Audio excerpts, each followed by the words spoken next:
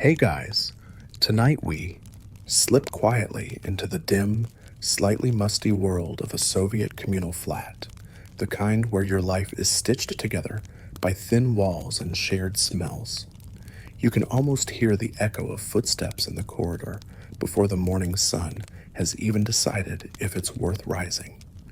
There's a sharp draft sneaking under the crooked window frame, the kind that would send you scurrying for another blanket if you owned one.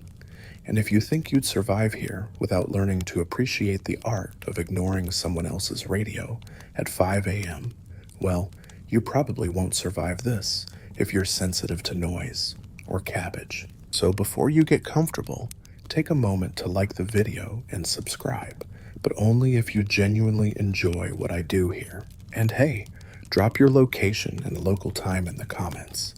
I'd love to know where and when you're listening. Now, dim the lights, maybe turn on a fan for that soft background hum, and let's ease into tonight's journey together. You wake to the clink of a spoon in a neighbor's teacup, the sound traveling through plaster like gossip through an old office. The communal flat, communalka, isn't so much a home as it is a survival arrangement. Built to house multiple families in the same space, these apartments force you to share nearly everything: the kitchen, the hallway, the bathroom, and occasionally the laundry line that doubles as a tripping hazard. Privacy? A quaint Western luxury. There's a cold linoleum under your feet, curling at the edges, where yesterday's mop water has frozen into a tiny crust near the balcony door. Someone's frying onions in sunflower oil, the smell already settling into your clothes before you've even dressed. Mainstream fact. By the mid-20th century, millions of Soviet citizens lived in these cramped, shared flats, a result of industrial urbanization and housing shortages. Quirky tidbit? The bathroom schedule could be so competitive that some families hung an actual sign-up sheet outside the door, like it was a university study room. Historians still argue whether the communalka was an unavoidable post-war necessity or a deliberate tool for social control, ensuring neighbors kept tabs on each other. Your morning routine is an awkward ballet. You brush your teeth while someone else waits impatiently to wash their hair in the same sink. In the kitchen, the gas burner clicks reluctantly to life. You boil water not just for tea, but to fill a thermos, because the kettle might vanish by afternoon, borrowed by someone for just a minute. Every wall is thin enough to hear a whispered argument, yet thick enough to muffle the meaning. The wallpaper, peeling at the seams, features faded flowers that might have once been cheerful before decades of steam and cigarette smoke dulled them into sepia. And then there's the hallway, the grand artery of communal life. Coats of every size and era hang together like reluctant comrades, some patched so many times you wonder if they're more repair than original fabric. The smell here is a medley: damp wool, stale bread, and that cabbage soup you can't escape even in your dreams. Sometimes, a sudden hush sweeps through the flat. The front door opens, heavy boots stomp in, and for a moment, conversations pause, just in case it's someone important. Most of the time, it's only Aunt Galia from room 4 returning with a loaf of bread clutched to her chest like treasure. Your room, if you're lucky enough to have one, is more of a corner partitioned by a wardrobe and a curtain. Here, your bed folds into a couch, not for style, but because you need the space to walk to the desk, where a wobbly lamp casts a weak cone of yellow light. In winter, you might keep a pot of water on the radiator, hoping the steam will trick the air into feeling less brittle. And yet there's a strange kind of rhythm here. You learn whose footsteps mean move, they're carrying a pot of boiling water, and whose door creak signals that the bathroom will be occupied for the next 40 minutes. You develop an instinct for when the hot water will actually be hot, and when the smell from the kitchen means come quickly if you want any. Occasionally, joy slips in. A neighbor brings back oranges from a rare shop delivery, and everyone gets a wedge, the the scent slicing through the monotony like sunshine through clouds. Someone manages to tune the radio to a foreign station late at night, and you all lean in, sharing a forbidden thrill. And then there are the unspoken rules. Never throw away glass jars. They might be needed for pickling. Never talk too loudly about politics unless you enjoy having extra visitors. And always, always knock before entering the shared bathroom, because if you don't, you might scar yourself for life. By the time you step outside, the courtyard greets you with cracked pavement and the muffled thud of a distant factory. The building's facade is a patchwork of repairs, some bricks newer than others, some windows taped in place after last winter's windstorm. You look back once, and in the dim stairwell light, you catch a glimpse of life unfolding behind those peeling doors. Tiny domestic dramas, quick bursts of laughter, and the relentless clatter of dishes in a sink that never quite empties. Out here, the air is sharp enough to wake you fully. You pull your coat tight, and for a moment, the smell of onions fades, replaced by the crisp tang of morning frost. You know the day ahead won't be easy. Few days are, but there's a certain stubborn comfort in knowing that behind you, the communal flat carries on just as it always has. The air outside bites at your cheeks as you step onto the street, and already you see them, the lines. Long, patient, serpentine gatherings of people bundled in wool and patience. In the Soviet Union, queue culture isn't just a part of daily life. It's practically a national sport. If you want bread, you queue. Milk, queue. Toilet paper? Oh, you definitely queue. And sometimes you queue without knowing what's at the end, because if people are lining up, it must be something worth having. The first line of the day is for bread. A modest bakery sits at the corner, its windows fogged from the heat inside. The sign says the shop opens at 8, but the line started forming at 6. The rhythm is familiar. Shuffle forward, stop, lean on one foot, shuffle again. Everyone wears the same expression, a blend of boredom and quiet determination. Mainstream fact, Soviet shortages, especially in the later decades, meant standing in line was a near daily necessity, with some citizens spending hours each week just securing basic goods. Quirky tidbit? Some families kept a line stool, a small folding seat they carried with them to make the wait more bearable.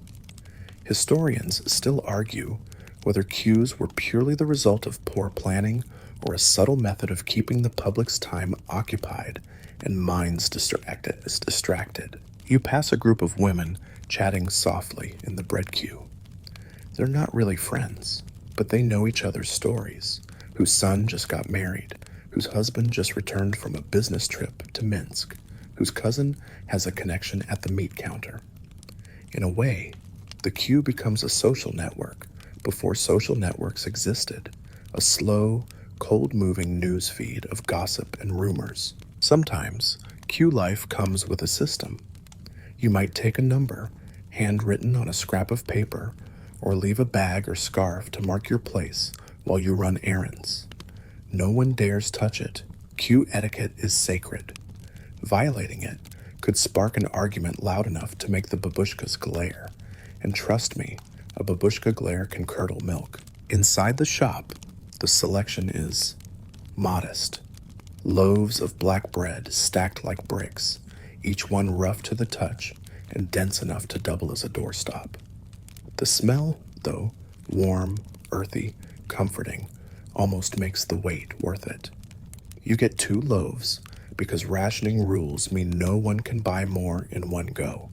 Not that you'd have space to store them in your cramped kitchen anyway.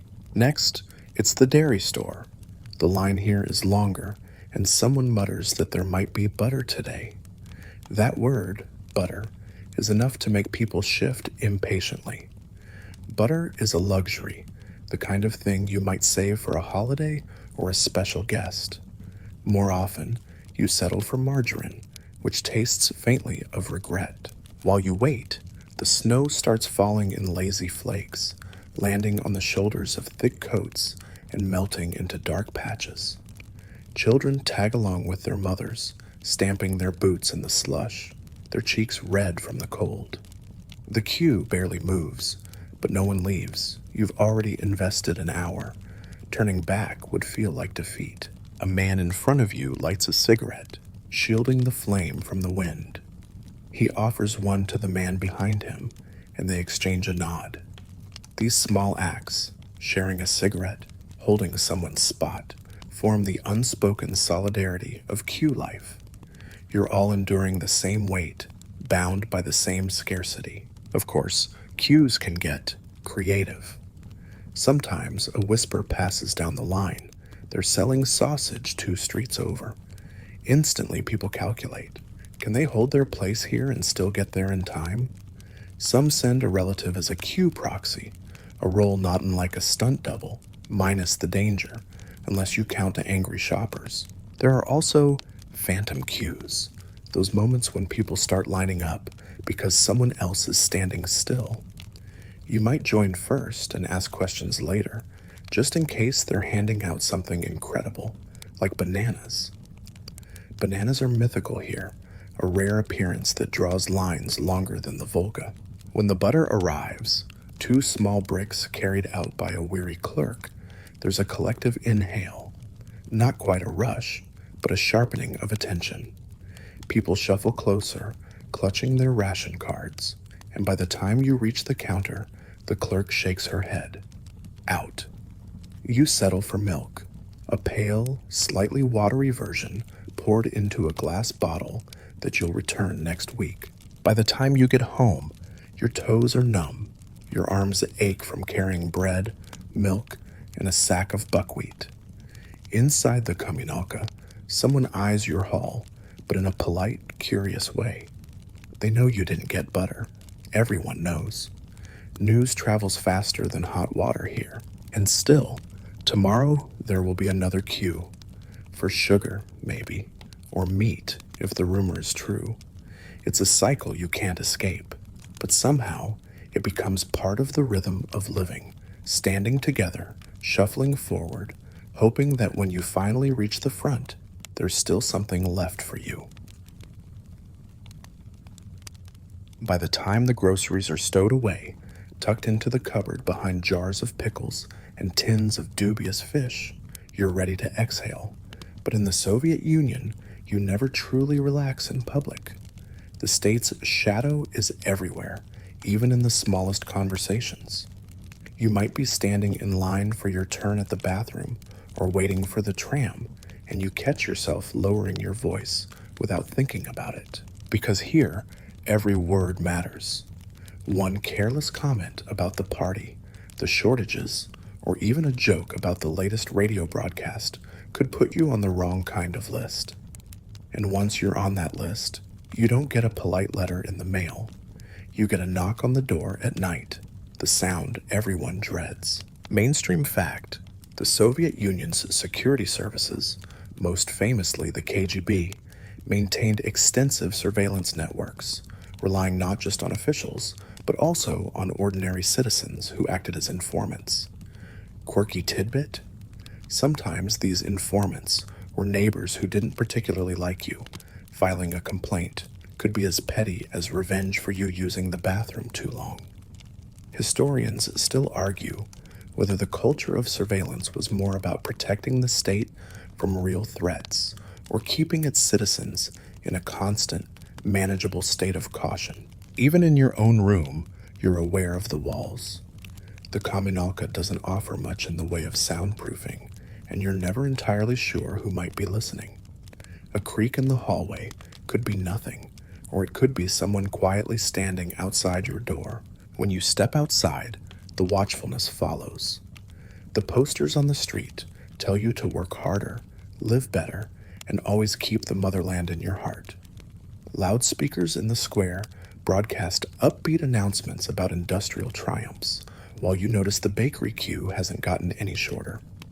It's a world where official reality and lived reality often run on parallel tracks, occasionally intersecting in awkward collisions. On the tram, You overhear two men talking about the weather, their conversation a masterclass in saying much without saying anything.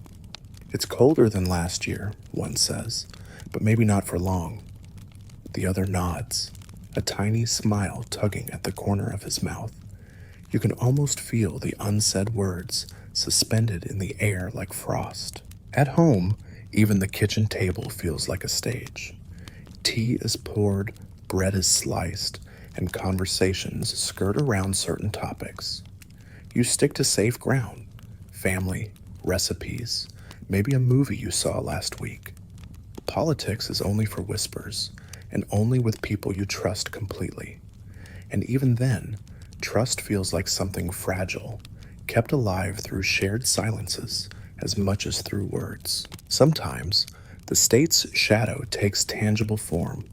Men in long coats walk past you on the street, their steps brisk and unhesitating. They don't glance at you, but you still feel the pull of their presence. You pass a government building with its imposing facade, the kind that makes you instinctively straighten your posture. Inside, entire rooms are dedicated to files, endless paper records of who said what, where, and to whom. You've heard stories. A co-worker's uncle who went away for a few months after a casual remark about factory quotas. A neighbor who suddenly had a different roommate, the old one never mentioned again. Sometimes it's a misunderstanding. Sometimes it's exactly what it looks like. You never really know. Still, life goes on. You learn to read between the lines, to hear the second meaning in a sentence. Humor becomes a survival tool. A joke told in the right company can make the whole room relax for a moment, the tension loosening just enough to let you breathe. But it's always a calculated risk. You don't laugh too loudly. There's a strange comfort in routine, under watchful eyes. You wake, work, shop, and return home in the same predictable patterns. You don't draw attention. You don't linger in places you shouldn't. And if you ever do need to speak your mind, you do it in the safest space you know, maybe over tea in a kitchen with the radio turned up just loud enough to blur your words. At night, when the corridors of the communalka quiet down, you can almost forget. The faint hum of the city filters in through the window, mingling with the distant rumble of a tram and the occasional bark of a stray dog. The shadows lengthen, but they feel less menacing here, in the small island of your own space. You turn down the lamp, the amber glow fading, and let yourself drift, though even in dreams, you're aware of being watched. Morning comes with the hiss of the radiator sputtering to life, and the faint clang of metal from somewhere far down the street. Today's destination is unavoidable, the factory. You pull on your coat, the one that still smells faintly of yesterday's bread queue, and step outside into the slow march of people heading toward the same place. Work here isn't about climbing a corporate ladder or making a name for yourself. It's about showing up, doing your part, and hitting the numbers, whether or not the output is actually useful. Production quotas reign supreme. If the plan says you make 1,000 widgets this week, you make 1,000 widgets. If the machine is broken, you creatively count yesterday's production twice. Mainstream fact: the Soviet planned economy measured success through meeting state-set quotas, often valuing quantity over quality. Quirky tidbit: factories sometimes produced absurd items at the end of the month, like left-handed screws, just to fulfill quotas, regardless of demand. Historians still argue whether this was a flaw in central planning or an inevitable outcome of trying to regulate every part of the economy from the top down. Inside, the factory smells of oil, hot metal, and decades of sweat. The windows are streaked with grime, letting in just enough light to reveal the floating motes of dust in the air. Machines thrum in uneven rhythms, the clank and hiss blending into a constant industrial heartbeat. You find your place on the assembly line, where repetition is the law of the land. You bolt, tighten, or stamp the same part over and over, your hands moving almost without conscious thought. It's hypnotic in a way, though your mind often wanders to the grocery store queue you'll have to stand in later, to the rumor that the theater might have a new film next week, to whether your boots will survive another winter. Lunch is taken in the factory canteen, a cavernous space where steam fogs the windows, and the menu is dictated by whatever ingredients were available that morning. Today, it's barley soup, a slice of dark bread, and a pat of margarine. The soup is more hot water than barley, but it's warm, and the bread is fresh enough. Conversations here are cautious, sprinkled with the same safe topics you use at home. Complaining about the work is acceptable. Complaining about the system is not. There's pride in some of the workers, though. The older men, sleeves rolled up, will tell you how they built tanks during the war, or turned out record numbers of tractor parts in '62. You listen, nodding, because even if the glory days feel far away, the stories are part of the rhythm of life here. Sometimes, though, the system shows its cracks in absurd ways. A shipment of bolts arrives, but they're the wrong size. Instead of stopping production, someone suggests making slightly larger holes in the product to fit them. The problem? Those larger holes now make the finished product useless. It doesn't matter. The quota is met, the paperwork is signed, and the factory can proudly report success. Breaks are short, usually taken in a drafty corner near the smoking area. You sip weak tea from a metal cup, its rim dented from years of service, and watch the smoke curl toward the ceiling. A coworker tells a joke about the difference between capitalism and socialism. In capitalism, man exploits man. In socialism, it's the other way around. You laugh quietly, glancing toward the doorway because even a joke can be dangerous if the wrong ears hear it. As the shift winds down, the factory floor seems to exhale. Tools are set down, machines powered off, and boots shuffle toward the exit in a slow, synchronized migration. Outside, the air feels fresher, though the smell of oil clings stubbornly to your clothes. The sun has dipped low, casting the city in that golden haze that makes even the cracked pavement look almost romantic. You walk home with the others, blending into the crowd, each person carrying the weight of the day in their own quiet way. Tomorrow will be the same. Same line, same quota, same barley soup. But for now, you let the monotony dissolve into the evening air. The next morning, before you even put on your boots, the sound is already there. Thin, tinny, insistent. The state radio. It's not coming from your own room. It's drifting in from the hallway, the kitchen, and probably 3 other flats stacked above and below you. No matter where you turn, the same voice reads the same upbeat bulletins about collective farm harvests exceeding expectations, the latest factory achievements, and the unwavering friendship between the Soviet peoples. You sit at the kitchen table with your tea, the radio buzzing faintly over the clink of spoons.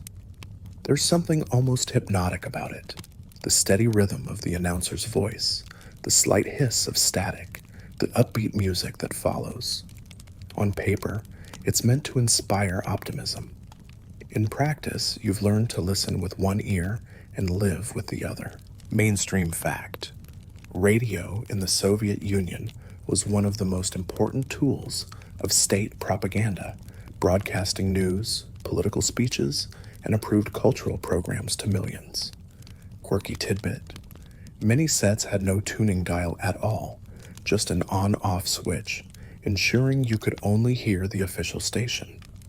Historians still argue whether these daily broadcasts genuinely inspired loyalty or simply became background noise that people learned to filter out. This morning's program talks about a new tractor design that will revolutionize agriculture. You picture it gleaming in the fields, then quietly wonder if anyone will ever see one outside of a parade. The announcer moves on to sports, A Soviet team has triumphed over its rivals abroad. The tone is triumphant, but you catch the way your neighbor raises an eyebrow without saying anything. Some mornings, the propaganda is subtle, woven into songs or children's stories that play between news bulletins. A cheerful ballad about the harvest, a bedtime tale where the hero is always a loyal worker who follows the party's guidance. You've heard them so often you can hum them in your sleep, not that you'd ever admit it out loud. Then there are the letters from workers, read aloud in bright, sincere voices. They praise the latest 5-year plan or the benevolence of the leadership, sometimes in language so flowery you can almost see the bouquet wilting on the page. You don't doubt some of them are genuine. People can be proud of their work, but you suspect many were encouraged. The radio isn't just in homes. It's in the factory, too, mounted high on the wall so it can drone on over the whir of machines. It's in the tram, where the driver keeps it low but audible. It's even piped into public squares during festivals so that no matter where you stand, the same voice reaches you. Of course, not that all listening is official. Late at night, when the static is thicker and the air feels heavier, some people dare to twist the dial, if their radio still has one. They tune into crackly foreign stations, catching fragments of Western news, forbidden music, or just voices that don't sound like the announcer you've heard every day since childhood. It's risky, but the thrill is part of the point. Back in the kitchen, someone has turned up the volume for the morning speech. The announcer's tone is smooth, almost fatherly, as he talks about how the latest agricultural yields are the highest on record. You sip your tea and think about the line you saw yesterday for potatoes. The disconnect is obvious, but it's not something you'd say aloud. Not here, not now. Still, the broadcasts have their uses. They give you the day's temperature, which is genuinely helpful, and sometimes, if you're lucky, you'll hear a snippet of music you actually like.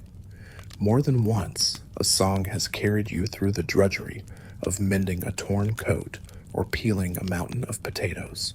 As the morning news fades into another upbeat march, you pull on your scarf. The voice on the radio is still talking as you close the kitchen door behind you, its muffled optimism trailing you down the hall. Outside, the city has its own soundtrack, boots on snow, trams clanging in the distance, and somewhere, another radio spilling the same story into another kitchen. You can tell the cold season has fully settled in by the way people move. Hunched shoulders, stiff steps, scarves pulled so high they nearly cover the eyes. And there's one constant companion through all those endless winter streets. Your coat. Not a coat, the coat. The only one you own that's truly capable of keeping you alive until spring limps back. It's heavy, made from thick wool, or perhaps some mysterious synthetic blend from the 1960s that's still holding on. It smells faintly of last year's damp basement, no matter how many times you've aired it out. But it's yours, and without it, you wouldn't make it to the tram stop on days when the wind feels like it's slicing you into neat, icy portions. Mainstream fact: due to shortages and the cost of quality materials, most Soviet citizens owned very few winter garments, often relying on a single coat for years, sometimes decades. Quirky tidbit: some coats were so universally recognized in style and cut that neighbors could identify them from half a block away. Historians still argue whether the scarcity in consumer goods was purely due to economic planning flaws or a deliberate prioritization of heavy industry over personal comfort. Each morning, you slip your arms into the stiff sleeves, the lining slightly frayed at the cuffs. The buttons are mismatched, two original, one borrowed from an old shirt, and one you bought from the flea market. The pockets are a time capsule, a tram ticket from last winter, a handful of sunflower seed shells, and a knot of string you kept because it might be useful one day. The coat is not just clothing, it's a weathered companion, It shields you from the wind on the walk to work, doubles as a blanket on the tram when the heating fails, and occasionally serves as a pillow during long train rides. In its deep inner pocket, you keep small treasures safe: a pair of gloves, knit by your grandmother, a scrap of chocolate saved for later, maybe even a rare orange. Of course, wearing the same coat for months has its olfactory consequences. By late February, it carries a symphony of scents: smoke from factory chimneys, damp wool, the faint tang of cabbage soup from the market, and whatever perfume your neighbor accidentally spritzed too liberally in the hallway. Washing it is an ordeal. Dry cleaning is expensive and not always available, and trying to soak it in the bathtub is a gamble that might leave it smelling even stranger. Sometimes you dream about owning more than one coat, something lighter for the milder days, something stylish for the rare evening out. But the dream always collides with reality. Even if you could find such a coat in the store, it would cost months of careful saving, and by the time you got there, your size would almost certainly be gone. People get creative. Scarves are swapped out to give the illusion of variety. A belt is added to modernize the silhouette. Some even sew patches in deliberate patterns, turning wear and tear into a kind of accidental design. And of course, if you're lucky enough to know someone who works in a clothing factory, you might get access to slightly better fabric or an extra button that actually matches. The coat is also a subtle form of social signaling. A fur-lined collar? Someone's connected, or at least willing to stand in line for days when fur shipments arrive. A military-style overcoat? Possibly repurposed from a relative's old uniform. You can read people's stories in the folds and seams. And then there's the ritual of hanging it up when you get home. In the communalka, that means adding it to the crowded coat rack in the hallway, where everyone's outerwear mingles in a thick woolen forest. Sometimes the smell in that corner is so dense you could probably slice it and serve it with bread. On especially frigid mornings, you pull the coat tighter, tuck your chin into the collar, and let it muffle the world a little. The wind may still bite, the tram may still be late, but at least you're wrapped in the one thing that's been with you through countless winters: a slightly shabby, unmistakably loyal guardian against the cold. By the time you're old enough to hold a pencil without gnawing on it, the classroom becomes your second home. Soviet schooling isn't just about arithmetic, grammar, and geography. It's about shaping the mind into the right kind of citizen. From the moment you step into that echoing hallway lined with portraits of Lenin, you know there's more to this place than spelling tests. The air smells faintly of chalk dust and floor polish, with an undercurrent of wet wool from coats drying on the racks. Desks are arranged in perfect rows, all facing the blackboard, and the teacher's desk stands like a small command post at the front. The morning always begins the same way. The class stands, the teacher greets you, and you recite something suitably patriotic before opening your notebooks. Mainstream fact: Soviet education emphasized a combination of academic subjects and political ideology, with Marxist-Leninist principles integrated into history, literature, and even science lessons. Quirky tidbit: some math problems were subtly ideological, like calculating factory output in support of the 5-year plan. Historians still argue whether the heavy ideological presence in schools was more effective in instilling loyalty or in prompting students to quietly develop a private skepticism. Today's history lesson covers the heroic deeds of the Red Army.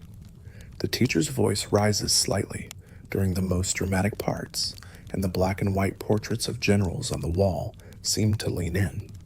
You take notes carefully, not because you're afraid of bad grades, but because the teacher will occasionally quiz you at random, and "I forgot" is not an acceptable answer. In literature class, you read stories that always resolve, with the hero serving the motherland. The endings are predictable, but the language can be beautiful. Sometimes, if you're lucky, the teacher slips in a poem or story that feels more human, less polished by the censor's pen. You notice it, even if no one says anything aloud. Physical education is its own spectacle. You march in lines, run laps in the gymnasium, and occasionally perform voluntary demonstrations for visiting inspectors. The gym smells like varnished wood and old leather balls, and the windows are often cracked open, letting in a sharp draft that makes you run faster just to stay warm. The school cafeteria serves meals that are more about sustenance than flavor: porridge, a slice of bread, maybe a small cutlet if supplies allow. You sit with your friends, talking quietly, careful not to miss the bell. Teachers are a mixed lot. Some are fiercely devoted, believing wholeheartedly in the system. Others seem quietly weary, delivering the required speeches, but letting a trace of softness creep into their eyes when a student makes a witty remark. You learn to read their moods, just as you learn to read between the lines in your textbooks. And there's the matter of uniforms. Everyone wears the same style: brown dresses with aprons for girls, dark suits for boys, so individuality shows in smaller ways. A ribbon in the hair, a neatly embroidered handkerchief, the careful shine on a pair of shoes. The effect is both unifying and quietly competitive. Occasionally, you have ideological days, where the entire schedule is replaced with discussions about the achievements of the party. You sit through speeches, watch approved films, and copy down slogans that will later be painted on banners for the next parade. The most dangerous thing in a Soviet classroom isn't the cold draft from the window, it's speaking too freely. Some students repeat everything they hear at home. If you're not careful, a private joke told at the kitchen table can find its way into a teacher's ears by the next morning. Still, there are moments of real joy. The first snow outside during a dull geometry lesson, the thrill of getting top marks on a test, the quiet pride in performing well during a school concert. These small victories carry you through the monotony, and even the ideology starts to blur into the background when you're focused on making it to the end of the day without freezing your fingers off during recess. And every so often, the teacher tells you something genuinely fascinating about ancient civilizations, faraway countries, or the way a seed becomes a tree. Those moments feel like small windows opening in the mind, a reminder that the world is larger than the posters on the classroom wall.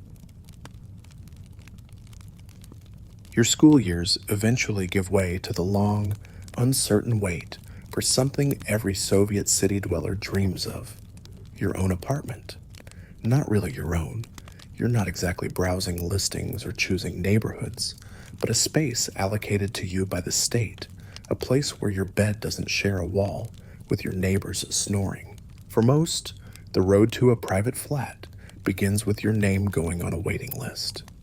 This list is long, years, sometimes decades, and managed by a housing committee that seems to operate on a combination of bureaucracy, connections, and mysterious luck. You fill out the forms, submit them to an official with a wooden desk and a rubber stamp, and then you wait. Mainstream fact: Soviet housing distribution was centrally planned, with priority often given to workers in essential industries, families with children, or those living in dangerously overcrowded conditions. Quirky tidbit: some people accelerated their place in line by marrying someone with a better housing position. Love, in this case, was very practical. Historians still argue whether the slow allocation was due purely to housing shortages or also served as a subtle tool of social control. While you wait, life continues in the communalka. The dream of your own flat grows sharper each time you have to wash dishes while someone else hovers impatiently behind you, or when you try to fall asleep as a neighbor plays the accordion through thin walls. You imagine a hallway where the only coats on the rack are yours, a kitchen where the kettle belongs entirely to you. Then one day, the news comes. You've been allocated an apartment in a Khrushchevka, a modest 5-story building named after Khrushchev's push to solve the housing crisis. It's not grand, but it's yours. The walls are thin, the rooms are small, and the concrete exterior is more functional than beautiful. But when you turn the key in that lock for the first time, it feels like a prize. Inside, the layout is simple: a narrow entryway, a small kitchen barely large enough for a table and 2 chairs, a living room that doubles as a bedroom, and a bathroom where the water pressure will never quite be steady. The floors are covered in linoleum, patterned with faded geometric shapes, and the windows have curtains that might have been white once, long before the sun turned them the color of weak tea. You notice right away how quiet it is compared to the communalka. No clatter of multiple families in one kitchen, no footsteps thudding past your door at all hours. When you close the door, the space is truly yours, until the neighbor knocks to ask if you have a spare jar. Of course, the new apartment comes with its own set of challenges. The heating system works when it feels like it. The walls are thin enough to hear your upstairs neighbor's television, and if you want to redecorate, you'll be working with whatever paint or wallpaper you can find, which might mean a floral pattern straight out of 1957. Still, you unpack your belongings with something like ceremony: the chipped mugs, the patched quilt, the small collection of books. All of it finds a place. Even the old wardrobe, too big for the narrow doorway, gets maneuvered in with the help of 3 neighbors and a lot of muttered advice. On your first morning in the new place, you make tea in your very own kitchen. The kettle whistles, the sunlight slants across the linoleum, and for a moment, you feel like you've crossed into another life. Out the window, you see the identical rows of other Khrushchevkas, each one holding its own small victories and disappointments. You still have to stand in line for groceries. You still wear the same winter coat. But now, when you come home, you close the door on the rest of the world, and that, in this place and time, feels almost like luxury. The apartment may be yours now, but the grocery store still belongs to everyone, and that means every shopping trip is a gamble. Walking through those heavy glass doors is less about ticking off a neat list of ingredients and more about embarking on a low-level scavenger hunt. You never quite know what you'll find. Inside, the air smells faintly of yeast, disinfectant, and whatever's been sitting too long on the shelves. The lighting is harsh, buzzing slightly overhead, and the aisles aren't arranged for browsing so much as for directing you through a slow-moving cattle chute toward the counter. You can look, but you can't wander freely. Mainstream fact: Soviet grocery stores operated under a planned economy, with goods delivered according to central quotas rather than consumer demand. Quirky tidbit: sometimes the shelves were stocked with just one product, like jars of pickled beets, creating the surreal sight of an entire store selling almost nothing else. Historians still argue whether these shortages were mainly the result of supply chain inefficiencies or deeper structural flaws in the economic system. You start at the bread counter because there's almost always bread. The loaves are heavy and dense, the crust sometimes dusted with flour, sometimes just shiny from being overbaked. Next, you drift towards the dairy section. Today, there's milk, though it's the kind that comes in a glass bottle with a layer of cream floating thickly at the top. Butter? Not a chance. The woman ahead of you in line shakes her head in mild disappointment, as if she half expected it. Some days, the store feels like a museum exhibit. Rows of the same canned fish, identical jars of tomato paste, or towers of pasta that no one particularly likes but everyone buys because you can't risk leaving it empty-handed.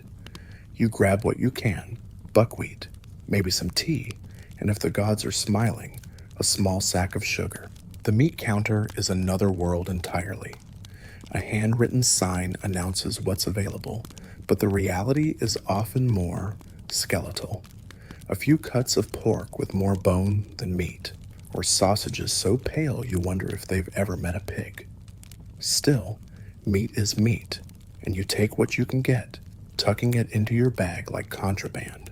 And then there are the true prizes: imported goods. A tin of coffee from somewhere far away, a bar of chocolate wrapped in foil so shiny it feels like treasure, a handful of bananas that smell faintly of sunshine. These don't last long. If you see them, you buy them, even if it means skipping something else entirely. Sometimes, the oddest items appear without warning. One week, it's an entire shipment of bright blue enamel teapots. The next, shelves groan under the weight of canned sprats, the labels all slightly crooked. People buy them not because they want them, but because they exist, and tomorrow they might not. The checkout process is as much about paperwork as it is about money. You hand over your ration coupons if the item requires them, count your rubles, and pack your purchases into a worn canvas bag. Plastic bags are rare enough that when you do get one, you fold it neatly afterward and save it for special occasions, like wrapping a gift or carrying wet boots. On the way home, you pass neighbors who glance at your bag with a practiced eye, reading your day's fortune in the shapes of loaves and jars. "They had sugar?" one asks, already turning toward the store. You nod, knowing that by the time they arrive, it might be gone. Back in your kitchen, you unpack everything onto the small counter. There's a quiet satisfaction in lining up the jars, stacking the bread, and tucking the meat into the icebox. It's not abundance, but it's enough. For now. If the grocery store is a game of chance, the black market is a calculated move. Officially, it doesn't exist, at least not in the form anyone would openly admit. Unofficially, everyone knows someone who knows someone who can get you what you need. It might be coffee, a pair of jeans, real chocolate, or even building materials. All it takes is the right introduction, a bit of cash, and the understanding that discretion is part of the price. It starts small. A coworker quietly mentions they have a cousin in another city who can get oranges. You give them a few rubles, and a week later, a paper bag appears under your desk with the fruit nestled inside like fragile gold. No receipt, no questions, just a nod of thanks. Mainstream fact: the Soviet Blatt system, a network of personal connections used to obtain goods and services, was a vital part of everyday survival. Quirky tidbit: even doctors and factory managers sometimes used black market channels to secure supplies for their workplaces. Historians still argue whether the black market was a corrosive force undermining socialism or a necessary safety valve that kept the system from collapsing sooner. You might meet a contact in a park, sitting on a bench as though you're simply enjoying the afternoon air. A package changes hands casually, hidden in a folded newspaper or tucked under a coat. The goods themselves vary in quality. Sometimes they're genuine imports, other times cleverly disguised local products meant to look foreign. Western clothing is the particular prize. A pair of Levi's jeans could cost more than a month's wages, but they're worth it for the style and the status they confer. People notice. You might get a quiet nod from a stranger in the tram, the unspoken acknowledgement that you both know the value of what you're wearing. Coffee is another big-ticket item. The instant variety, if you can get it, comes in small glass jars that are washed and reused long after the last spoonful is gone. Real ground coffee is rarer still, often arriving in plain bags without labels. Its aroma enough to make you linger by the kitchen counter just breathing it in. The black market thrives in part because of the shortages, but also because it offers choice. In official stores, you take what's there, whether you want it or not. Here, you can at least ask. Of course, asking comes with its own risks. Trust the wrong person, and you might find yourself having an unpleasant conversation with an official who suddenly takes a very keen interest in your shopping habits. Sometimes, the system overlaps with official life in strange ways. A factory might lose a shipment of materials only for those same materials to reappear quietly in someone's cousin's garage. A bakery might sell extra loaves under the counter to regulars who know the right phrase. It's all about relationships, who you help, who helps you, and how discreetly you can balance both. Money isn't always the only currency here. Bartering is common. A jar of homemade jam might be traded for sewing repairs. A set of rare foreign stamps could be exchanged for a bottle of imported wine.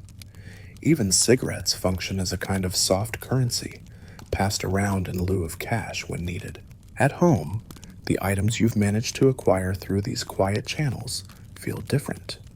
You don't just see a tin of cocoa, you see the friend who took a risk to get it for you, the afternoon you waited in the park, the nervous glance over your shoulder on the walk back.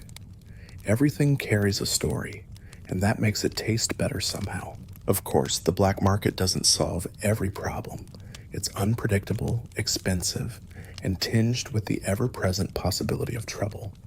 But it also adds a thread of color to the gray fabric of daily life, just enough to remind you that even here, resourcefulness can sometimes outpace scarcity. The calendar flips toward December, and in the dim light of the apartment, you begin to feel the pull of the holidays. In the Soviet Union, the New Year is the main winter celebration, far outshining Christmas, which is officially downplayed for ideological reasons. It's the season of Yolka, the New Year's tree, Dead Moroz, Grandfather Frost, and the challenge of making something festive out of whatever the shops happen to have in stock. Snow lies in uneven piles along the sidewalks, trampled gray by boots, and the air smells faintly of smoke from apartment chimneys. In the market, stalls sell thin tinsel, brightly colored glass ornaments, and paper garlands.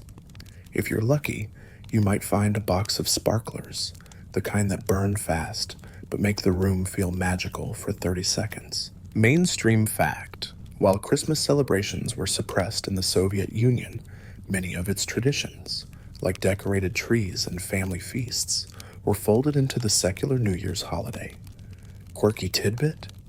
People often use the same ornaments year after year, with some dating back decades, carefully repaired with glue or wire. Historians still argue whether the Soviet version of New Year was a genuine cultural adaptation or a deliberate repurposing of religious celebration to fit the state's ideology. Preparing for the holiday is a balancing act. The official stores will have certain staples: bread, tangerines if you time it right, and maybe some candies wrapped in shiny paper. Meat, butter, and anything resembling a luxury are harder to come by.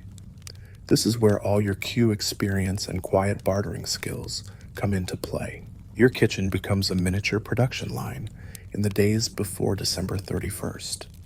Salads are a must, especially Olivier salad, that creamy chopped mixture of potatoes, eggs, peas, and whatever meat you can find. Pickles, both cucumber and cabbage, are placed in mismatched dishes. Someone in the family produces a jar of homemade jam for dessert. If you're lucky enough to have gotten fish, you might make seledka podshuboy, herring under a fur coat of beets and mayonnaise. Decorating the yolka is an event in itself. The tree might be small, sometimes even an artificial one, from a factory in Minsk, but once it's draped in tinsel and crowned with a red star, it feels like the centerpiece of a winter fairy tale. Glass ornaments, fragile as a soap bubble, are hung carefully, and bits of cotton are tucked between branches to mimic snow. The holiday evening is spent in layers. First, there's the early toasting with friends or family who can't stay until midnight. Then, As the hour approaches, everyone gathers around the television to watch the president's New Year's address. The speech is solemn, hopeful, and just short enough to make it through without anyone falling asleep. Midnight is marked by the chimes of the Kremlin clock on TV. Glasses are raised, toasts are made, and the radio plays music while neighbors in the courtyard set off the occasional sparkler or firecracker. In the cramped kitchen, people lean in close over plates of food, the steam fogging the windows, and for a little while, the mood is genuinely light. Even with shortages, people find ways to make the table look abundant. Bowls are piled high with whatever's available, bottles of homemade fruit liqueur are passed around, and plates are refilled until everyone can't eat another bite. The laughter is louder tonight, the whispered worries set aside for a few precious hours. By morning, the apartment smells like a mixture of fried food, pine needles, and the faint tang of spent sparklers. You pick at the leftover salad, wrap the remaining bread, and already start thinking about next year, what you'll save, what you'll trade for, and how you'll make it just a little more festive. When the snow finally begins to melt and the streets turn into muddy rivers, thoughts drift toward summer, and with summer comes the quiet migration to the dacha. This isn't a luxurious country villa. It's a modest wooden house, often cobbled together over years from scavenged materials, sitting on a small plot of land just outside the city. The dacha is both escape and necessity. It offers a breath of air away from the queues, the cramped apartments, and the drone of the city. But it's not about lounging in the sun with a novel. It's about growing enough food to carry you through the winter ahead. Mainstream fact: Soviet dachas were widely used by families to cultivate vegetables, berries, and potatoes, supplementing diets strained by shortages. Quirky tidbit? Some families kept elaborate journals of their planting and harvest results, treating them like miniature 5-year plans. Historians still argue whether the popularity of the dacha was a response to systemic food shortages or a continuation of deep-rooted Russian agricultural traditions. You arrive in late spring, the air smelling of damp soil and pine.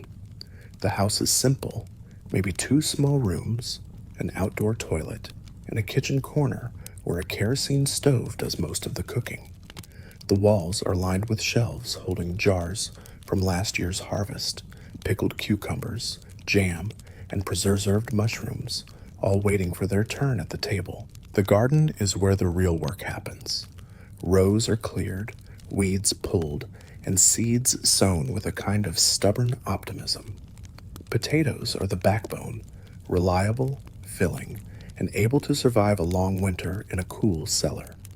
Between them, you plant onions, carrots, cucumbers, and maybe a few tomato plants if you can get the seeds. Days at the dacha follow a rhythm dictated by the sun. You rise in early, the air still crisp, and start working before the heat settles in. The soil is turned, plants watered, pests picked off by hand.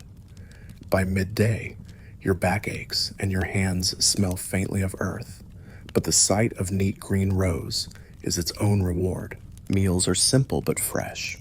New potatoes boiled and sprinkled with dill, cucumbers sliced straight from the vine, berries eaten by the handful before they ever make it into a basket.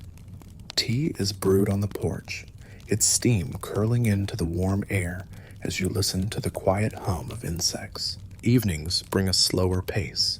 Neighbors wander over, swapping stories and advice on keeping slugs away or coaxing more tomatoes from reluctant plants. Sometimes someone produces a guitar, and songs drift into the twilight, mingling with the scent of cut grass. The dacha isn't without its hardships. Rain can turn the paths to sticky mud, pests can wipe out half a crop overnight, and the outdoor toilet loses its rustic charm quickly in bad weather. But the harvest, those sacks of potatoes, jars of pickles, and crates of apples, makes it all worthwhile.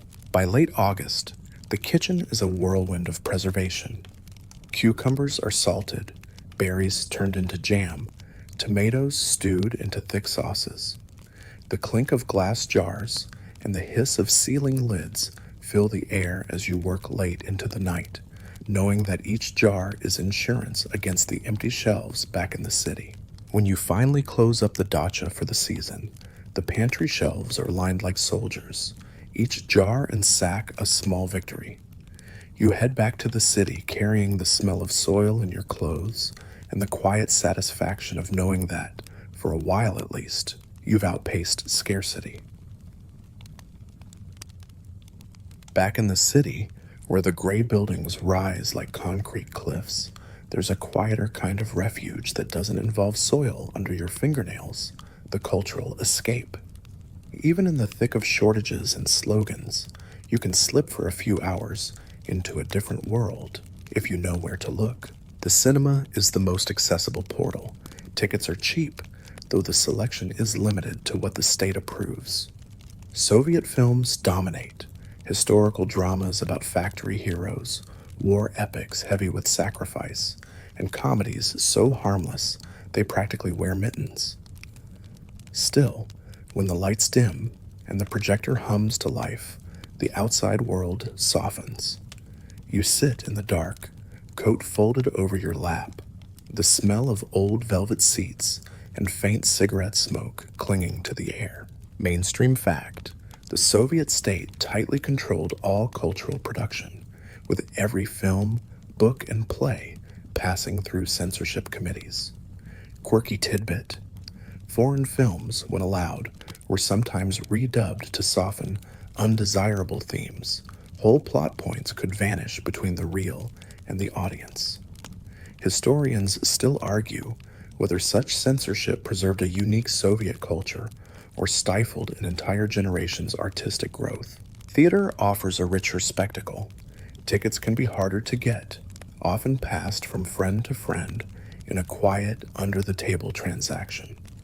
Once inside, you're greeted by chandeliers that still gleam despite the peeling paint, and the rustle of programs printed on paper so thin it threatens to tear at the fold. The plays range from state-approved classics to subtle modern works that hide their sharper commentary and allegory. Books are another escape, though finding them is its own scavenger hunt. Official bookstores carry shelves of Lenin's collected works, treatises on agricultural planning, and carefully vetted literature. But tucked in among them, if you're lucky, you might find something that's slipped through, an older translation of Dickens, a poetry collection from before the war, or a worn copy of The Master and Margarita passed hand to hand, its margins filled with notes from previous readers. Libraries, too, offer their own treasures. You stand at the counter, request a title, and wait while the librarian disappears into the back. She returns with a volume whose pages smell of dust and glue, its spine creased from decades of quiet rebellion against boredom. Music drifts through the cultural life as well.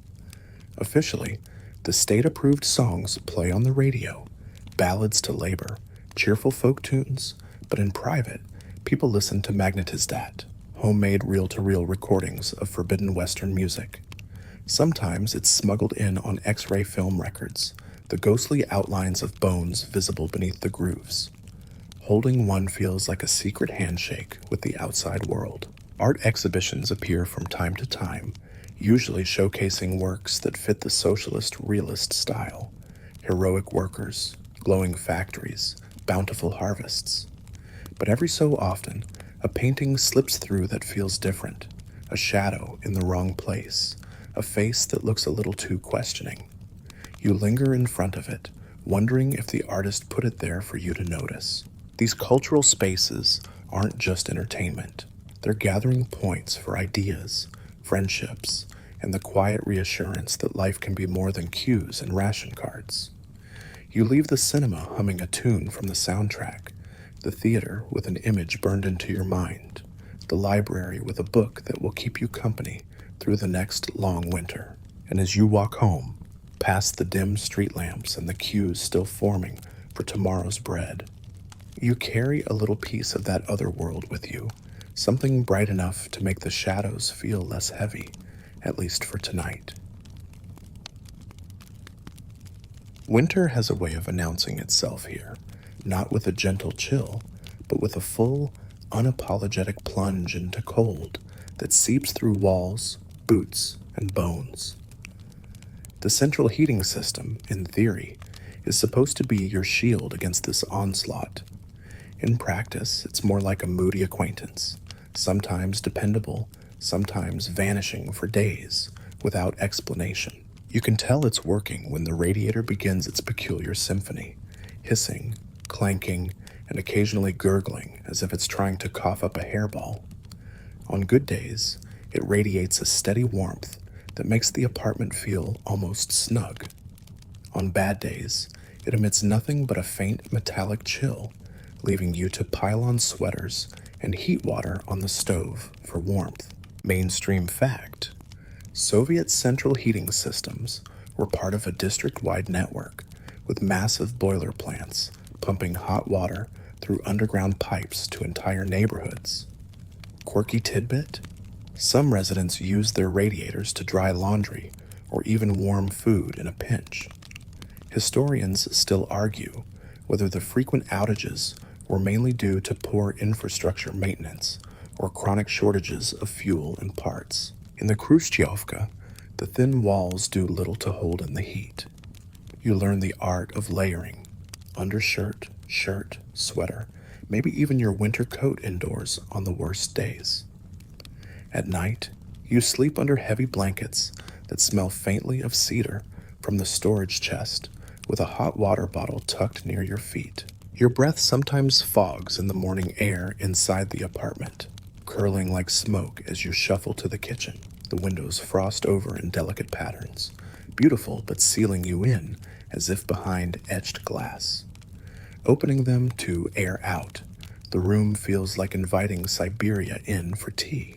People get creative with keeping warm. Some tape thick cardboard over the window frames to block drafts.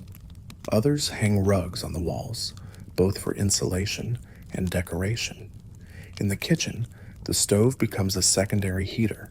When you're done boiling water for tea, you simply leave the lid off so the steam spreads into the room.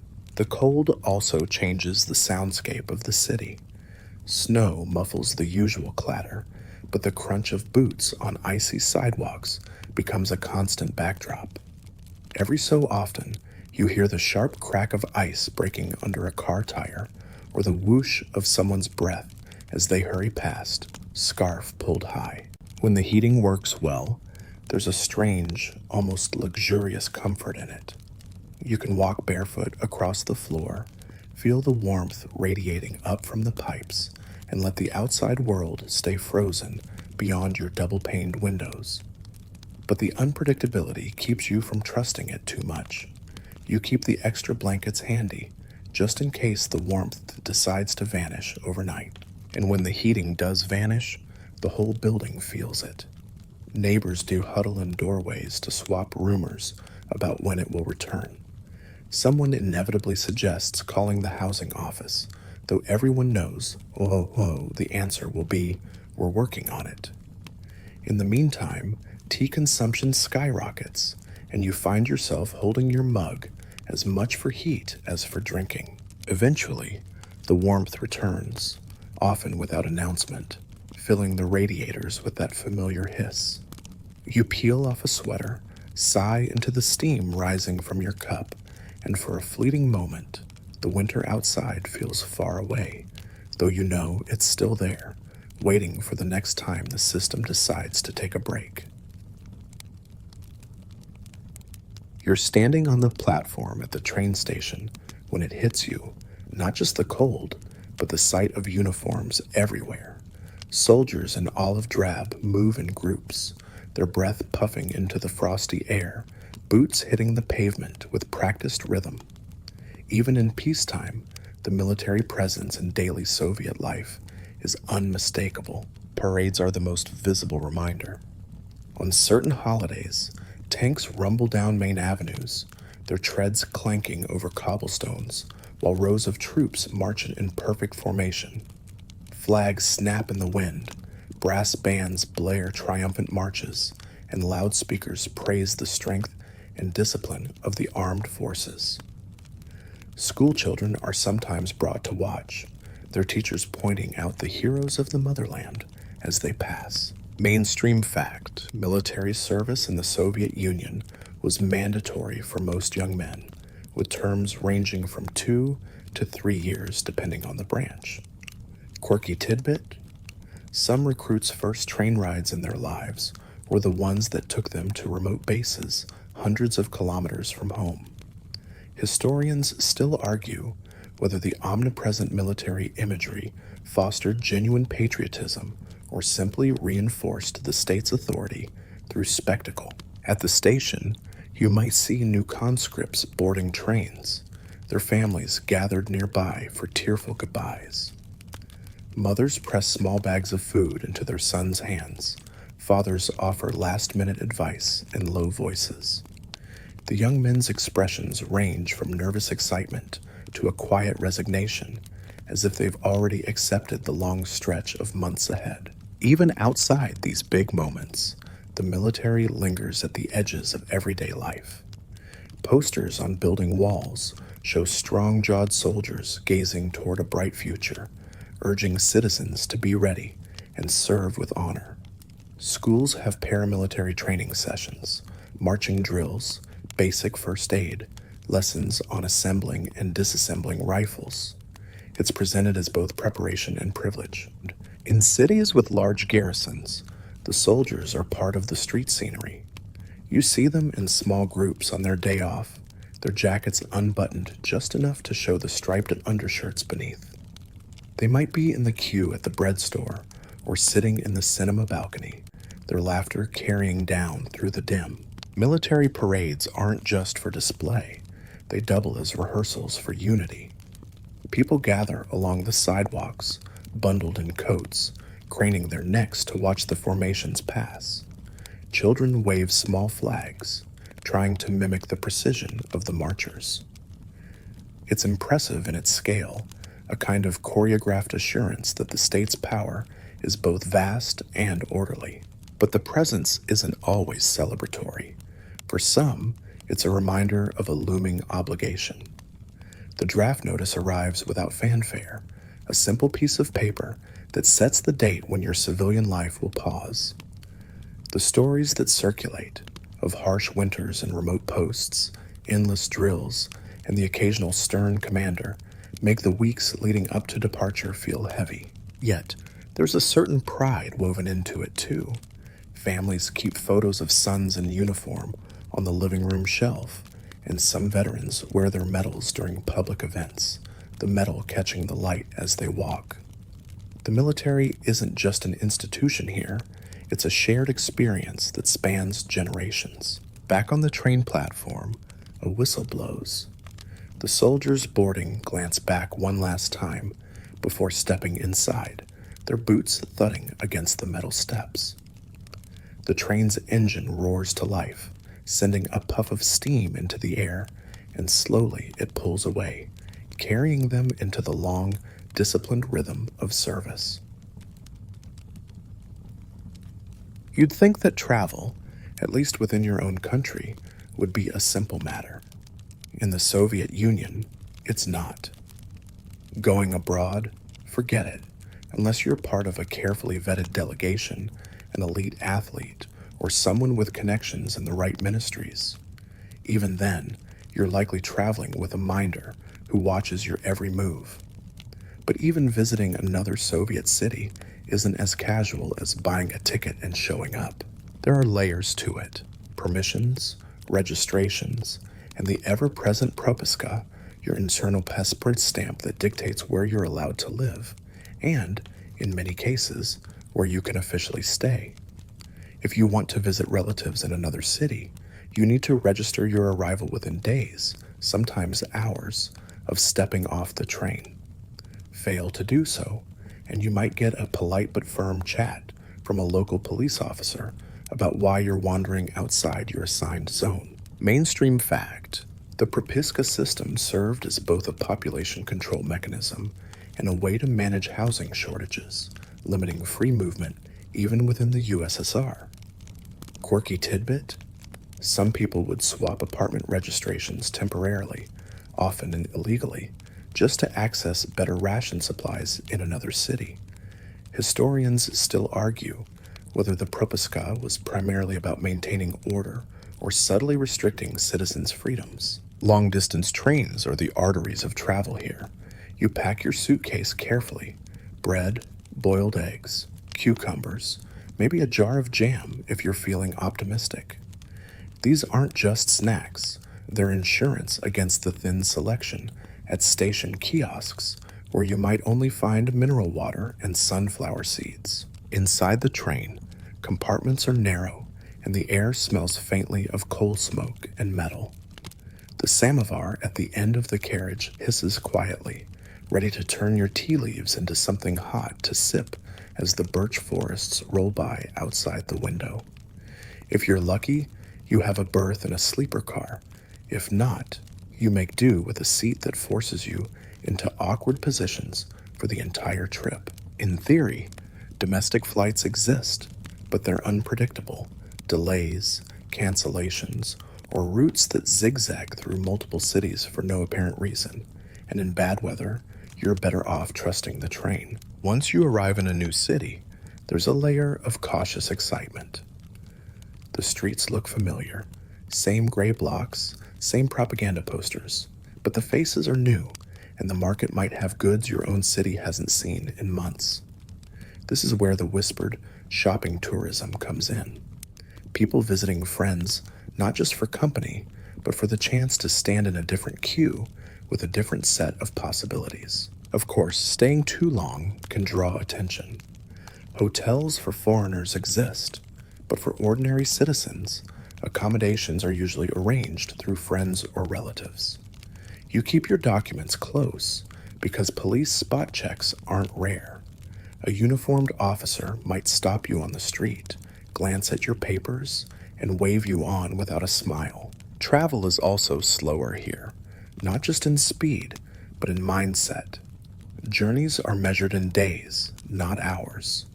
You settle into the rhythm of the rails, watch the same landscapes repeat: fields, villages, forests, the occasional factory, and let conversations with fellow passengers stretch into long, rambling exchanges about everything and nothing.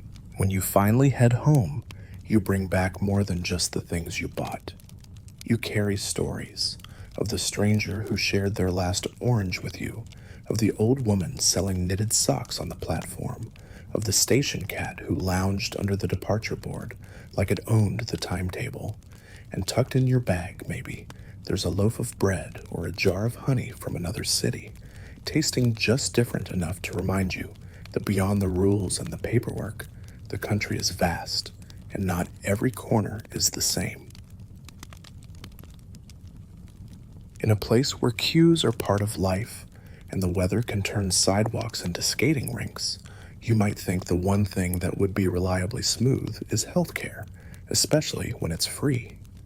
And yes, on paper, the Soviet healthcare system offers universal access to doctors, nurses, and hospitals.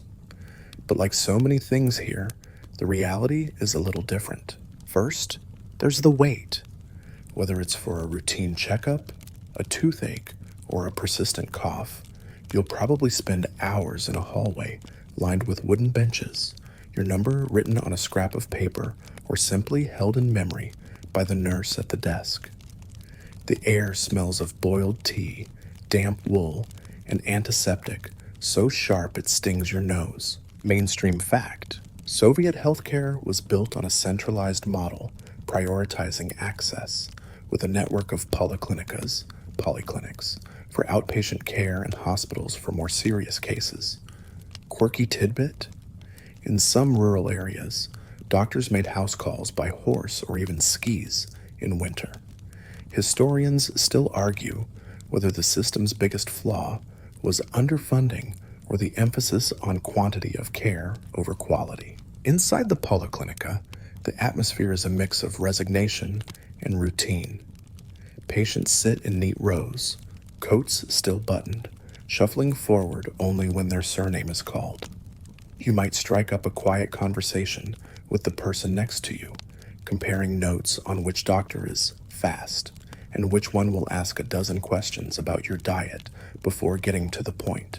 The equipment is functional, but often decades old. Stethoscopes with worn tubing, metal syringes that are sterilized between uses, and examination tables covered in paper that tears if you shift too much. Doctors work quickly, partly because of the patient load, partly because there's no incentive to linger. Prescriptions are written on small slips of paper and taken to the state pharmacy, where you might find exactly what you need or be told to come back next week if the delivery hasn't arrived. Some people keep small personal stashes of basic medicines, trading them quietly with friends when shortages hit. Dental visits are their own special trial. Anesthesia isn't always used, and when it is, it's often less effective than you'd hope. The whir of the drill is loud enough to be heard from the hallway, and then everyone waiting winces in unison when it hits a particularly high note. For more serious issues, hospitals provide longer stays, but conditions can be Spartan. Shared rooms with 4 to 6 beds, visitors allowed only at certain hours, and food that's more about meeting caloric needs than pleasing the palate. Patients bring their own pajamas, soap, and sometimes even bed linens.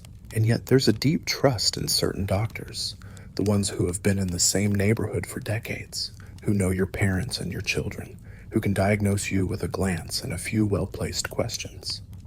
These relationships soften the rough edges of the system, turning it into something more human.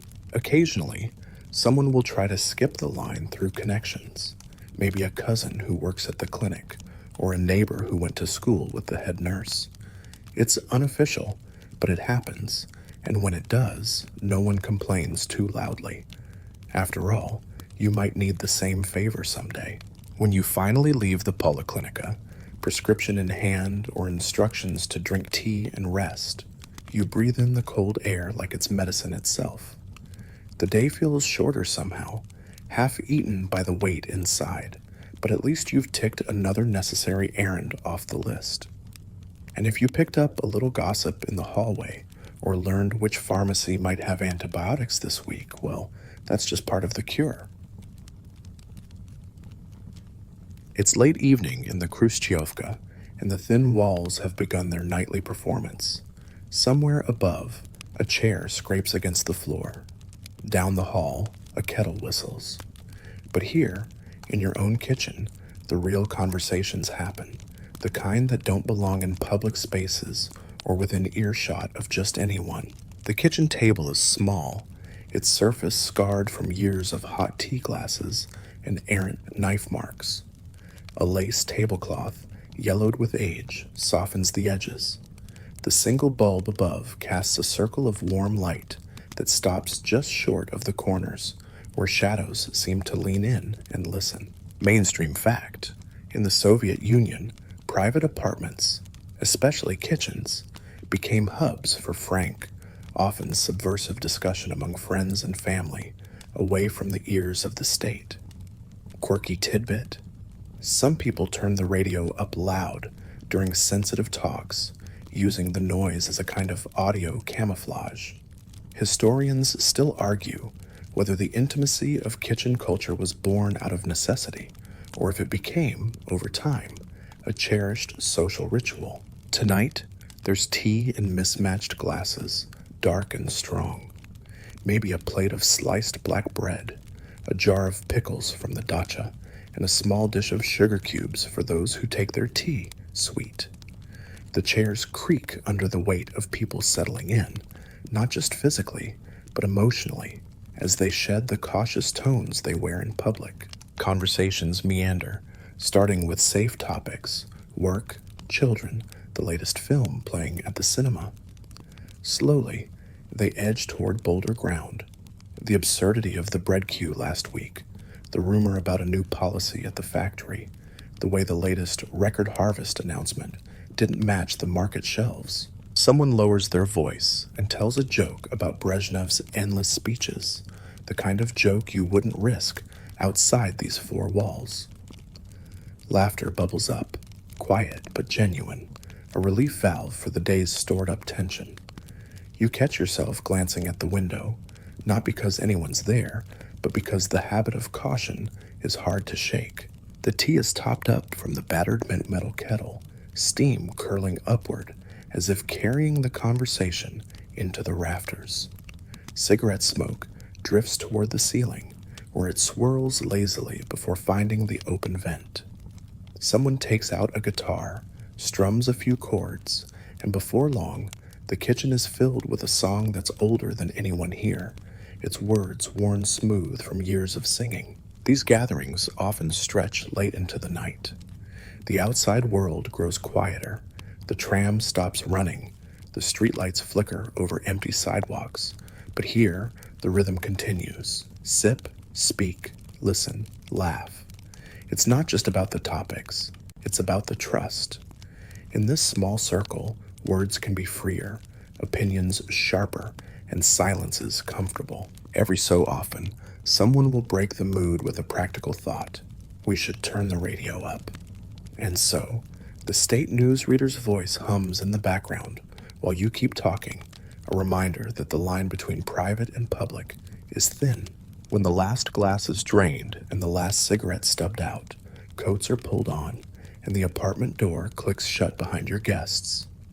The kitchen falls silent, except for the ticking of the clock. The tea glasses sit in the sink, faint rings on the tablecloth marking where they stood.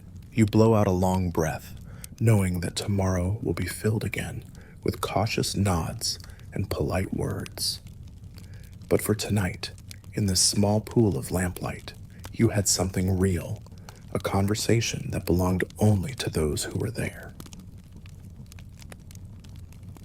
Even in a place where the state keeps a tight grip on the public voice, humor has a way of slipping through the cracks, quiet, quick, and sharp enough to survive. Soviet jokes, or anecdoty, aren't just for laughs. They're a coded language, a pressure valve, and a sly nod between those who understand. You hear them in the workplace, whispered during a cigarette break when the foreman's out of earshot.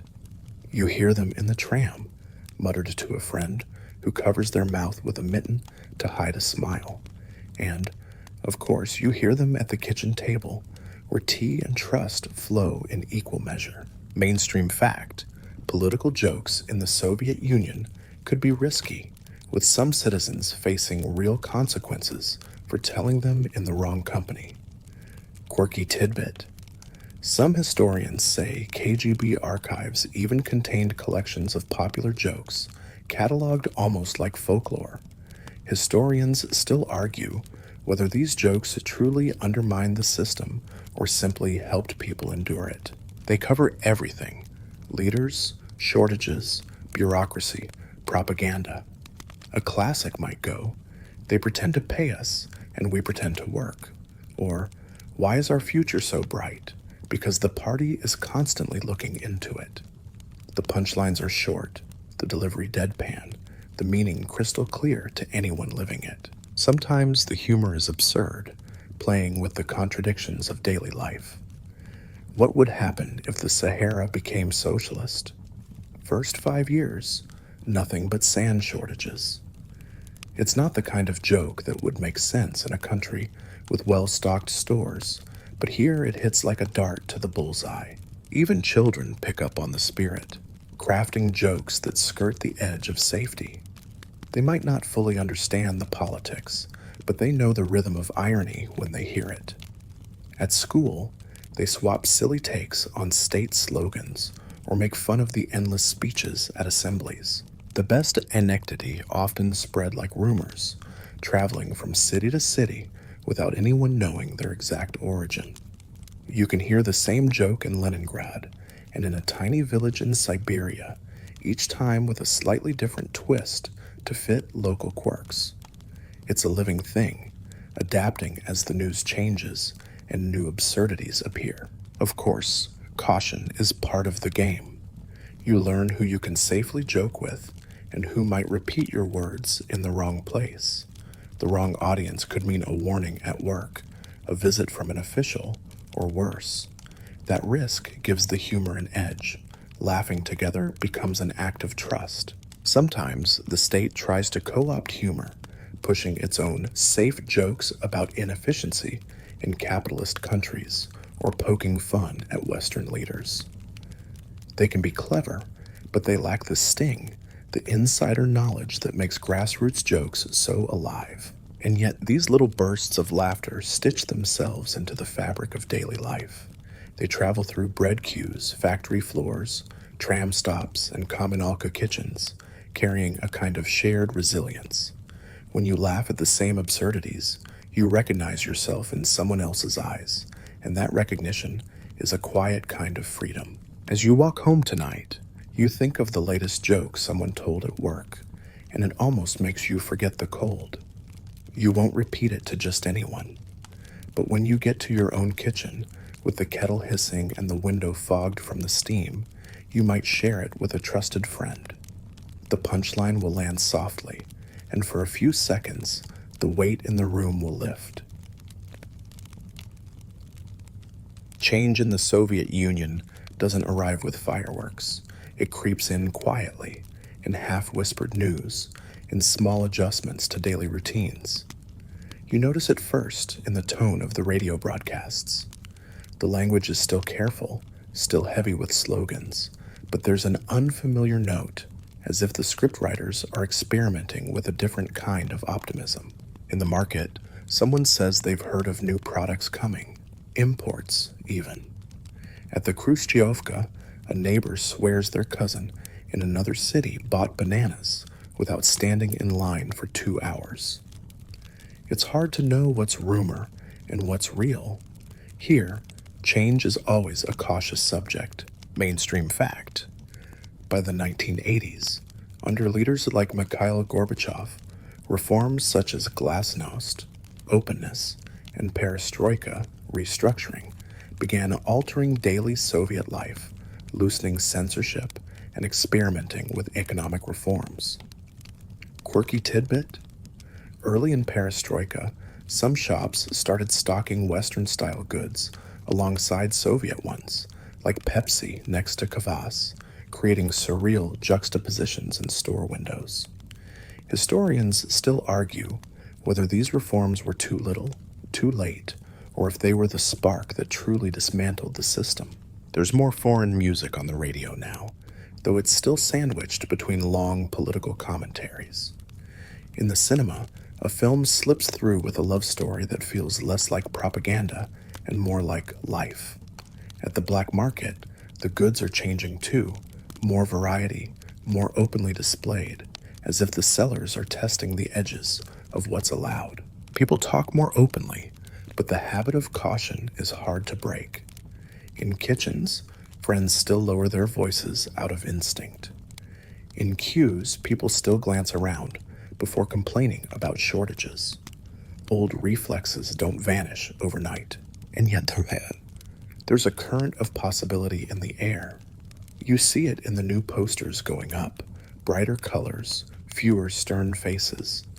You hear it in the way younger people talk about the future, as if it might actually hold something unpredictable and good. The streets themselves seem subtly different. A kiosk selling imported chewing gum appears near the tram stop. A group of students gathers in the park, guitars slung over their shoulders, singing songs that weren't in the official repertoire last year. Not everyone trusts the change. Some think it's just another cycle, that the state will tighten the reins again once it's gathered what it needs from this openness. Others believe it's the start of something irreversible, a slow uncoiling of decades of control. For now, life goes on. You still wear the same coat in winter, still boil potatoes for dinner, still carry your ration coupons to the shop. But you also buy a pack of foreign coffee when you see it, just because you can. You tuck it into the cupboard like a charm against the uncertainty ahead. And in the quiet of your kitchen, with the kettle whistling and the radio murmuring a softer kind of propaganda, you allow yourself a thought you wouldn't have voiced a few years ago. Maybe just maybe, the next chapter will be different.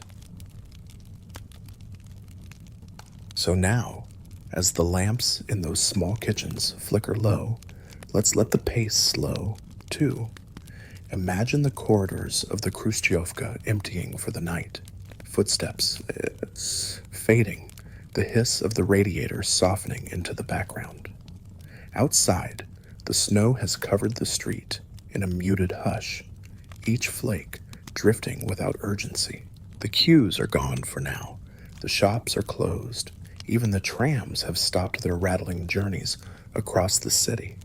There's just the stillness, broken now and then by the creak of wood or the faint clink of a teacup being set down in some other apartment. You can picture the warmth of a single bulb over a kitchen table, casting a small golden circle in a room otherwise filled with shadow. Steam rises gently from a glass of tea, curling in the lamplight before disappearing into the cool air above. The voices that filled this space earlier have quieted. Only the faint ticking of a clock remains. In this softened hour, the struggles, queues, shortages, the watchful eyes of the state seem a little further away. What remains are the textures, the worn grain of the tabletop under your fingertips, the steady pulse of the radiator, the scent of bread cooling for tomorrow. Beyond the thin walls, the city breathes in its sleep. And here, for now, you're safe in this small, ordinary corner of it. You let your eyes close, feeling the heaviness in your limbs, the slow, even rhythm of your breath. Whatever comes tomorrow, it will wait until morning. The light fades, the kettle cools, and the room settles into its own